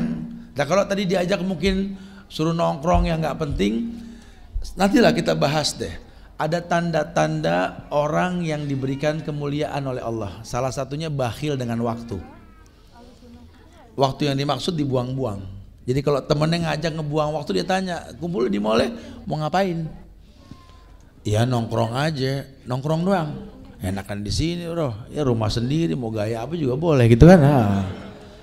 Ya enggak, kita pengen ngobrol-ngobrol santai tentang agama ya, enggak lama. Nah mungkin kita lihat efek itunya. Tapi kalau memang enggak ada manfaatnya ngapain? Nongkrong dalam Islam boleh, tapi hak kotorik hak kohu kata Rasul. Perhatikan hak orang jalan. Jangan gara-gara nongkrong orang keganggu, pemandangan jadi nggak baik. Jangan. Ya kita nongkrong di sebuah tempat, kita nggak bisa menghindar. Kalau yang namanya nongkrong tuh hobi anak muda. Cuma tongkrongannya buat apa? Kalau cuma ngobrol yang nggak penting, kan waktu pinjaman dipakai buat yang nggak penting, dosa, mubazir. Akhirnya kita keras hati untuk sebuah hal yang tidak bermanfaat, kita jadi keras hati nantinya. Wallahu a'lam. Ya, yang saya maksud itu meninggikan pagar di sini, membatasi diri, ya. Jadi bukan cuma rumah yang ditinggikan pagarnya, tapi memang dia batasi diri. Dia ukur. Kalau memang bakal dia jadi nggak baik dalam pergaulan, dia mundur dulu. Tapi dia nggak tinggalkan temannya. Karena saya pernah sampaikan di beberapa kajian bahwa al-mu'minul ladzi yukhalitun nas wa yasbiru ala ma'adahum afdalu minal mu'minil ladzi la yukhalitun nas wa la yasbiru ala ma'adahum. Orang beriman yang baik imannya mau bergaul sama orang yang kurang baik imannya lebih mulia ketimbang orang beriman yang nggak mau bergaul. Rawahu Tirmizi. Bukan berarti antum tetap bergaul, kalau bakal beresiko, Bapak jelas darul mafasid muqaddam ala jalbil masoleh. Mencegah yang buruk terjadi lebih dikedepankan ketimbang melakukan kewajibannya. Kalau Anda hijrah masih bergaul sama yang nggak baik, bakal rusak. Jangan. Perdalam agama, kuatkan iman dan akidah Anda, kemudian datangi mereka, dakwahkan. Karena yang namanya teman tuh asik dalam berdakwah. Kita kalau berteman dakwah tuh enak, bebas ngomong. Antum juga nanyanya juga asik. Jadi hidup suasana. Makanya itu yang Nabi ajarkan kepada para dai. Kata Rasul, walakin sahibukum hadza khalilullah. Tetapi sahabat kalian ini, Rasul menjadikan dirinya sahabat orang-orang yang didakwahi. Jadikan dia sahabat. Enggak usah robah suara kalau ngomong agama, biasa aja, bro. Kalau ngomong lo gimana ngomong. Allah berfirman ya. Ya, lo enggak demen. Jangan gara-gara di mimbar berubah suara, jangan. Al-Azifi bro, apa adanya gitu ya, jangan sampai dibuat-buat. Hidup ini kan apa adanya, maka saya sering bilang Al-Azifi bro, hidup ini apa adanya, jangan direkayasa. Anda sudah begini-begini, sudah ini fenomena indah sudah. Masya Allah, jangan dipaksakan. Anda orang Indonesia pakai batik, pakai sarung, pakai songkok, wallah zen, keren. Jangan paksakan pakai gaya yang lain, takutnya nggak nyambung. Ya bukan nggak boleh, boleh. Cuma Anda ukur yang Anda nyaman tuh apa. Makanya saya respect di majlis-majlis para masyayikh di Madinah. Itu ulama nggak ngomel. Yang habis pada main futsal, basket, pulang kerja, mau ke masjid, kumpul semua. Yang penting nyaman. Kan belajar tuh kan enjoy. Yang enjoy buat antum apa? Jangan paksakan. Yang tadinya santai pakai celana, mau pakai jeans, mau pakai kedora, itu giliran ngaji berubah. Sampai susah jalan dikit-dikit, mau kemana? Mau ngaji. Duduk sampai susah, kapan nulisnya kita kalau begitu ya? Dibikin asik. Karena agama tuh asik dan kita punya Allah yang maha asik. Allah. Ya, karena Allah mengatakan fattaqullaha mastata'tum, tuh asik sekali. Bertakwalah semampunya kata Allah. Ya jangan dibikin-bikin. Assalamualaikum. Apakah ikhtiar salah satu apa nih? Ente ngasih yang tulisannya rusak semua ya.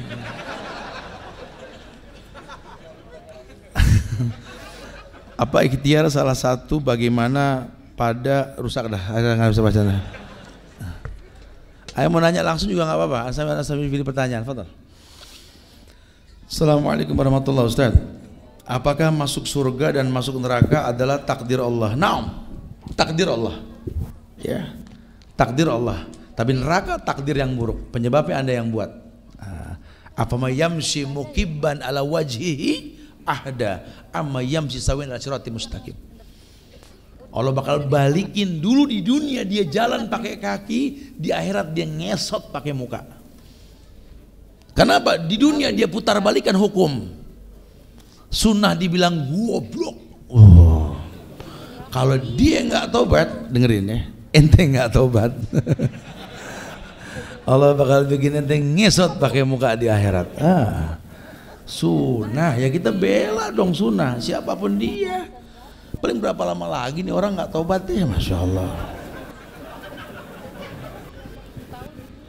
Kalau iya, apakah Allah tidak kasihan dengan hambanya? Yalah, Allah kasihan. Makanya sampai terakhir nanti Allah letakkan kakinya di neraka.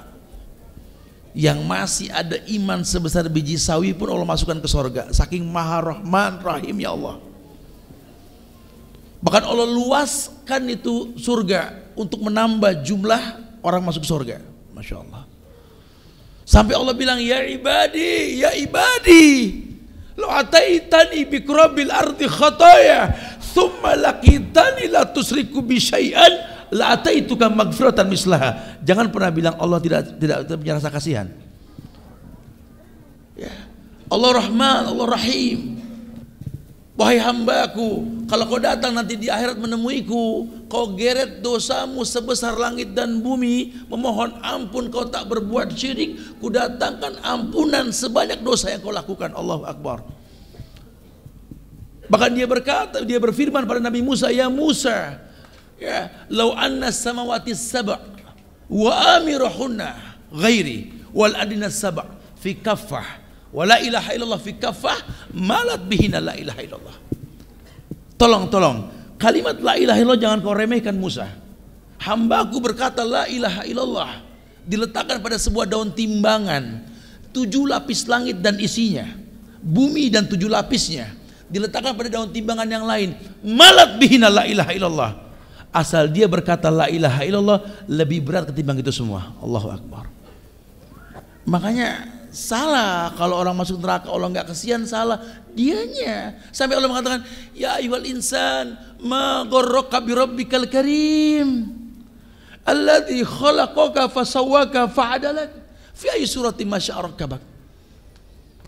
Manusia, ma gharraka bi rabbikal karim. Ma gharraka bi rabbikal karim. Apa yang membuat kamu enggan beribadah sama Allah? Alladzi khalaqaka fasawwaka fa'adalak. Yang menciptakan kamu, menyempurnakan kamu, memuliakan kamu. Masya Allah, kitanya kurang bermuhasabah diri sama Allah. Punya orang tua kita nggak hormat, punya negeri yang aman, tentram, ngaji kapan saja, busana muslimah nggak dilarang, bawa Quran nggak diomelin, tinggal pilih di masjid banyak. Ya Allah, muliakan negeri kami ya Allah.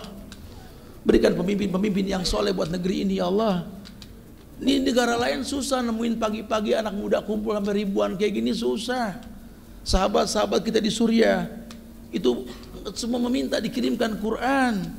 Saudara kita di Rohingya terzolimi, disakiti, dibunuh, kita enggak di sini. Makanya berhusnuzon pada negeri kita.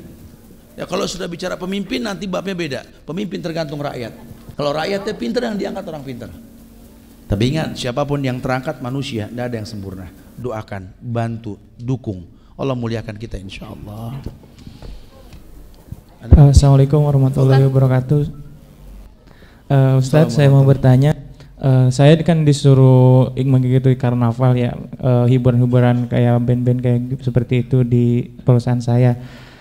Saya bilangnya untuk tidak diri. Coba sekali lagi agak. Saya bilangnya mau kuliah untuk presentasi, padahal saya mau mengikuti kajian Ustadz gitu. Apakah saya berdosa? Terus apakah saya harus meminta maaf kepada manajer saya gitu, seperti itu? Wallahu a'lam bishawab akhi ya. Kalau memang antum punya akad pada sebuah pekerjaan, sebuah perusahaan, maka orang dilihat dari akadnya. Ya, sehingga ya bukan berarti menghalalkan yang diharamkan untuk mendapatkan sesuatu yang halal. Jadi jangan sampai kayak orang menyium hajar aswad bikin pecah kepala 4 orang gitu loh. Sikut sono nyium. Ya, Anda sudah nyium, sudah ibadah dengan cara yang salah. Nah, ini mungkin Anda punya akad bahwa pada hari ini ada komitmen tentang masalah pekerjaan. Tapi Anda pengen ngaji juga. Harusnya ada basa-basi aja dari kita. Ya, kalau nanti diizinkan, ya alhamdulillah. Kalau enggak, niat sudah sampai. Toh sekarang sudah direkam, bisa diminta dan dimasukkan ke YouTube, bukan susah kok ya. Mungkin kedepannya nanti dalam rapat boleh diajukan tuh.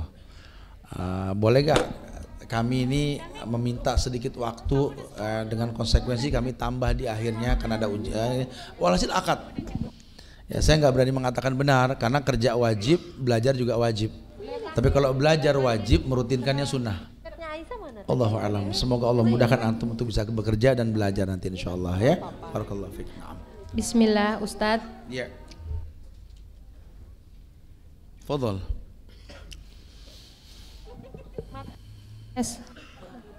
Suami saya keasikan tinggal sama orang tua. Tapi saya jadi jauh sama mertua karena suami nggak mau ngontrak. Akhirnya saya dan mertua nggak harmonis. Suami nggak percaya. Ya. Suami nggak percaya rezeki kalau. Ya. Suami nggak percaya rezeki Allah kalau ngontrak. Gimana Ustadz? Udah 3 tahun nikah, kebetulan belum dikasih anak. Udah berapa lama nikah? 3 tahun. Berapa? 3 tahun. Oh, belum lama ya 3 tahun. Ya. Ya. Gimana Ustadz? Tapi suami nggak pernah percaya kalau saya hubungkan kehidupan dengan agama. Bener dia nggak percaya tuh. Kalau Afwan Ustadz, ini cuman bacain tuh ini pertanyaan aja dari panitia. Oh, kirain langsung orangnya. Karena kalau masalah rumah tangga biasakan dua-duanya datang. Jangan satu aja yang ngasih bocoran, takutnya nanti kita berpihak. Karena tidak mungkin lah ada asap kalau nggak ada api, gitu ya. Apa yang membuat suami ini nggak percaya diri untuk kontrak? Tentu dia melihat mungkin ketidakmampuan istri untuk melayani dia, mungkin ya. Ketidakmampuan si istri untuk bisa menjadi partner hidup. Jadi dia butuh tahapan. Atau mungkin secara mendasar bahwa dia mungkin punya tanggung jawab sama orang tua yang perlu ditinggal secara perlahan. Nah, kita harus lihat sebabnya dulu. Tapi kalau sampai memang levelnya dia nggak percaya rezeki ada selain dari rumah di mana orang tuanya tinggal, ya nanti syirik larinya kan, bahaya gitu ya. Saya sih berhusnuzon ya. Memang yang paling baik buat para laki-laki sudah dikatakan tadi, manis tato. Antum sudah mampu, maka antum berani untuk keluar. Bedakan antara keluarga Anda dengan rumah tangga Anda. Bukan membedakan untuk bermusuhan, tidak. Karena kalau yang namanya rumah tangga itu agenda hidup Anda. Kalau yang namanya keluarga ini sudah memang menjadi sebuah bagian dari hidup Anda yang gak bisa hilang. Nggak ada bekas keluarga, betul? Ada bekas istri dalam rumah tangga, bekas suami juga ada gitu loh. Itu yang saya maksudkan. Jadi perlu dipahami bahwa terkadang orang yang menikah ini terjebak dalam permasalahan seperti mantu nggak akur sama mertua dan lain sebagainya ini karena penyebabnya ada. Karena biar bagaimana ibu Anda itu bukan ibu kandung istri Anda atau sebaliknya, gitu ya. Jadi kadang-kadang kalau anak kandungnya tidak dirawat, tidak dicukupi oleh istrinya, maka si mertua kadang-kadang nggak senang gitu lah. Ya namanya rasa memiliki, apalagi kalau ibu kepada anak lakinya kan. Waduh, nah kita nih orang laki perlu pandai untuk menyikapi ini. Untuk menyatukan mereka ya nggak gampang, lawang dari dua sisi yang berbeda, masing-masing semua mengatasnamakan cinta kan. Tapi kan aku cinta sama kamu, aku kan istri kamu. Ibunya bilang saya lebih mencintai dan saya lebih tahu dia. Nah buat orang tua juga, wallahi Islam menasihati, jangan jadi orang ketiga dalam hidup rumah tangga anaknya. Cukup doakan. Nah buat kita yang menikah, belajar keluar, ya belajar ngontrak, belajar membuka kehidupan yang baru. Karena rumah tangga ini kan telah didoakan dari awal nikah. Barakallahu lak wa baraka alaik wa jama'a bainakuma fi khair. Kalau sudah didoakan berkah, tinggal buka penyebab datangnya keberkahan, gitu ya. Nah, keberkahan itu dengan apa? Salah satunya ridho orang tua. Mungkin zurghiban tasdad hubban. Anda sih boleh sering-sering ketemu orang tua, lawang orang tua, tapi kalau ketemu sama mertua zurghiban, temui jarang-jarang, timbulnya cinta. Ya, istri juga sama, temui istri ke mertua kita, orang tua kita, ya jarang-jarang, gak usah sering-sering. Karena kalau sering nanti kelihatan salah jadi susah. Kesian. Ya kita berumah tangga dengan orang yang orang tua kita nggak ridho. Aduh. Ya. Saya selalu minta maaf sama orang tua saya kalau seandainya dari keluarga saya ini ada yang membuat kesel mama, saya minta maaf. Jangan sampai rumah tangga saya nggak dapat ridho. Tolong. Ya kalau mau ngomel-ngomel ke saya nggak pandai untuk bisa mendakwahkan dia. Biar berilah waktu. Mungkin satu waktu Allah akan berikan hidayah buat dia. Jadi kita pandai-pandailah berdialog sama orang tua ya. Jangan sampai orang tua kita nggak ridho. Karena orang laki, secantik apapun istrimu, selucu apapun anak-anakmu, sekaya apapun Anda dengan harta, sehebat apapun di mata manusia, Anda anak kecil buat ibu Anda. Merendahlah. Jangan sakiti hatinya, jangan zolimi dia. Ya, berikan yang terbaik buat dia. Jadi betul-betul memang perlu dipahami, makanya istitoah tuh nggak main-main.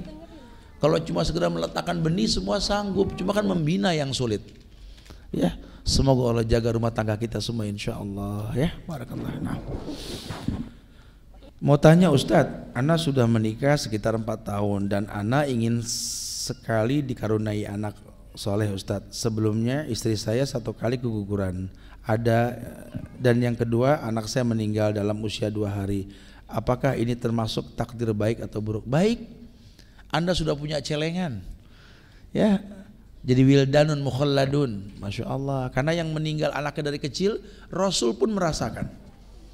Bersyukurlah. Ya, anak cuma titipan, jangan terkecoh. Jangan gara-gara anak kita komplain sama Allah, jangan. Bersyukurlah sama Allah. Mungkin Allah tahu ya level agama Anda, sehingga Allah berikan kemuliaan akhirat buat Anda. Itu anak semua celengan Anda di akhirat, masya Allah. Tapi jangan minta mati lagi, minta hidup ke sana ya. Banyak kamu. Semoga diberikan anak yang soleh ya, anak yang betul-betul membahagiakan dia. Karena ya Allah, antum punya anak deh yang banyak deh, minta yang terbaik, kasih makan yang halal. Itu anak yang soleh nanti itu nolong kita ya. Dia yang bakal bimbing kita jalan subuh ketika kita sakit. Dia yang bakal bangunin kita, dia yang bakal mandikan kita nanti, dia yang bakal kafankan kita. Dia bakal berdiri di hadapan mayit kita, di hadapan jamaah. Wahai jamaah, di hadapan kita ini terbujur kaku orang tuaku, ayahku, ibuku, saudara kalian, nenek kalian. Ya Allah, kalau ada janji indah dalam hidupnya yang belum dia tunaikan, hutang untuknya. Rasul pun tak menyolatkan mayit yang berhutang. Aku anaknya, bertanggung jawab untuk semuanya. Apapun urusan dia, urusan saya sekarang. Masya Allah, beruntung.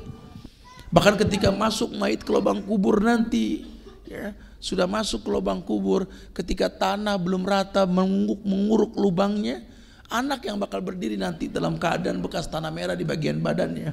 Ayyuhal hadirun, sunnah Rasul. Beliau berdiri di pinggir lubang yang belum rata teruruk tanah. Istaghfiru li ummi wa abi, istaghfiru li akhikum wa li ukhtikum. Mohonkan ampun buat penghuni kubur ini.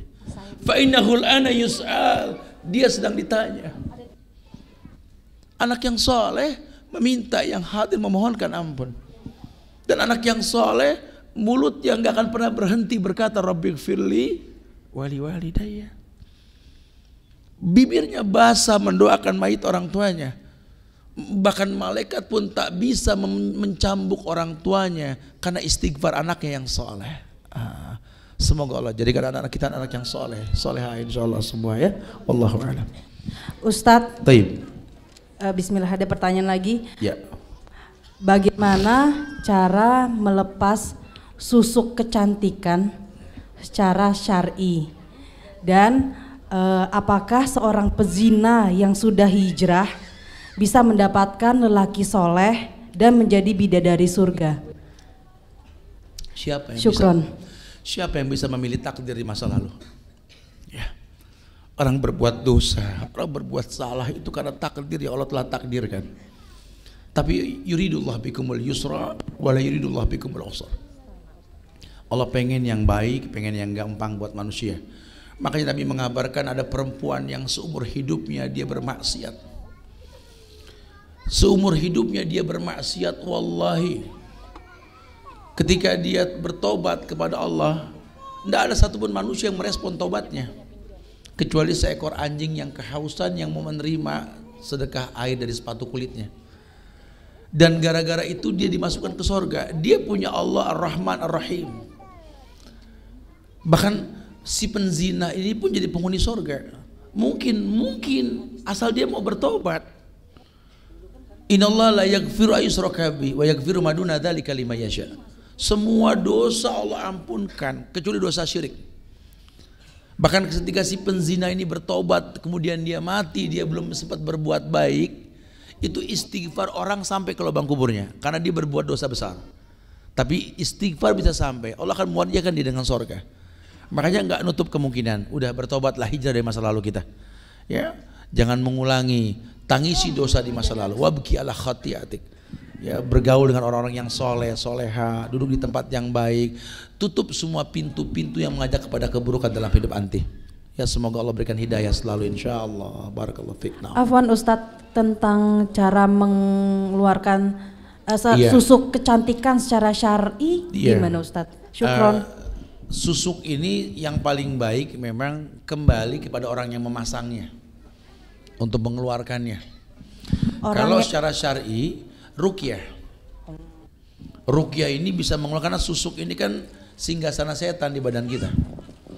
Ya, jadi setan biasanya ngasih syarat, saya bisa nolong kamu, semua orang senang sama kamu, asal letakkan nih berlian di pipi kamu, sehingga orang lihat pipi kamu kelepak-kelepak gitu ya. Diletakkan di bibir, di bagian mata, di bagian pundak, pinggul, macam-macam gitu ya. Itu daya tarik yang dibikin oleh setan, sihir namanya itu. Itu bisa keluar dengan ruqyah sebenarnya. Ya, atau kembali ke orang yang masang untuk diambil kembali susuk tersebut. Tapi kalau dia memang mau dengan secara syar'i ruqyah.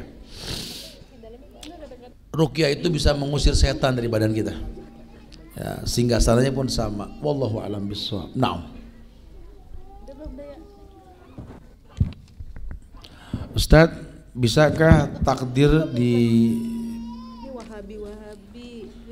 dipisahkan dari proses ikhtiar? Apa maksudnya? Iya, takdir itu bisa efek dari ikhtiar. Karena usaha untuk menjadi sesuatu yang baik itu proses. Makanya kalau kita merasakan takdir yang buruk, ya ada ikhtiar untuk bisa hijrah pada takdir yang baik. Dulu Umar bin Khattab begitu. Ketika dikabarkan tentang penyakit taun di negeri Syam, beliau menggagalkan perjalanannya ke Syam. Abu Ubaidah bin Zarrah tanya, kau lari dari takdir Allah wahai Umar, karena diperintahkan ke Syam kan? Kata Umar, na'am, nafirru min qadarillah ila qadarillah. Betul, aku lari dari takdir Allah menuju takdir Allah yang lain. Boleh, itu semua proses ya. Wallahu a'lam. Khalas. Tayyib ya. Ini panitia sudah bilang khalas. Ustadz, afwan boleh satu lagi? Fadal. Saya Ahwat, anak tunggal bekerja kantoran, sudah menikah punya anak satu. Yeah. Suami merasa saya lebih patuh kepada orang tua daripada ke suami, sehingga suami saya berselingkuh dan saya pun mengusirnya dari rumah. Saya sebagai istri sudah meminta maaf saat bertemu langsung, tapi suami sudah tidak ada itikat meluruskan masalah. Apakah saya sebagai istri boleh meminta cerai karena suami sudah tidak ada kejelasan? Syukron Ustaz. Ya kalau memang jelas sudah seperti itu ceritanya ya boleh.